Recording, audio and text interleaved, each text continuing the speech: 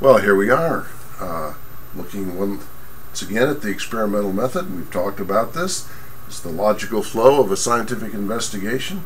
And we have this stuff called anecdotal evidence, which we said has less credibility than a conclusion that emerges from the experimental method. And why is that again? What's the main drawback of anecdotal evidence? Small sample size. But is it useless? Is it no good to us in the context of science and the scientific method? No. I mean, yes. No. It's not useless. It's useful.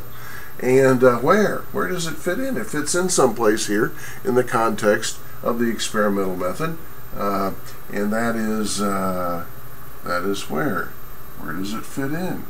Well, take Thomas C.'s statement. Ginkgo pills ended my daily nagging heartburn. What is that? That's an observation. Assuming there really is a Thomas C., and assuming he really made the statement and really believes it. That would be anecdotal evidence. Fact is, all observations are anecdotal evidence. Usually a sample size of one. You see something, that's an observation. You see it once, you see it happen one time, that's an observation. And so, as far as Thomas C.'s statement goes, let's see how that might lead to an entire scientific investigation. Let's say you're a world-famous ginkgo researcher. You got a laboratory, of course, you got phones, etc.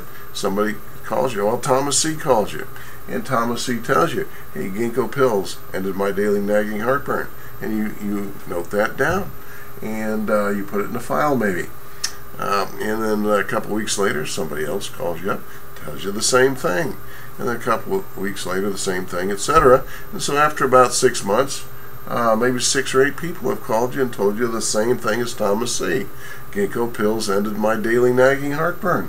What might that do? That might bring a question to your mind. I wonder if ginkgo pills end daily nagging heartburn. Or the question, I guess, question for, do ginkgo pills end daily nagging heartburn? And for not one extra penny, you can develop a hypothesis. And the most interesting would be, the one that might possibly make you spend some money, would be ginkgo pills and daily nagging heartburn. Now here's where it gets expensive if you want to go any further, because experiments involving people and other things as well, they cost lots of money. But people experiments involve quite an expense. A lot of things must be done exactly right, or the experiment is invalid. But let's say you find a couple hundred people who have daily nagging heartburn willing to cooperate with your experiment, and you conduct a double-blind experiment. Half of them get the ginkgo extract, half of them get the placebo for a period of time, and then you tally results. How many experienced some relief from their daily nagging heartburn? And you'd analyze the results after this experiment, and you would draw a conclusion. Let's say at the end of all that, you conclude that the hypothesis that ginkgo pills end my daily nagging heartburn, or ginkgo pills end daily nagging heartburn, is strongly supported. Would that then be a credible reason, if you have daily nagging heartburn, to maybe spend a little money on ginkgo?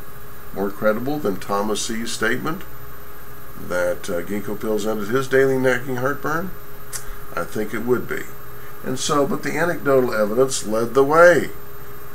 It led the way as an observation, a buildup of observations that generated the rest of this if somebody wanted to take the time and money.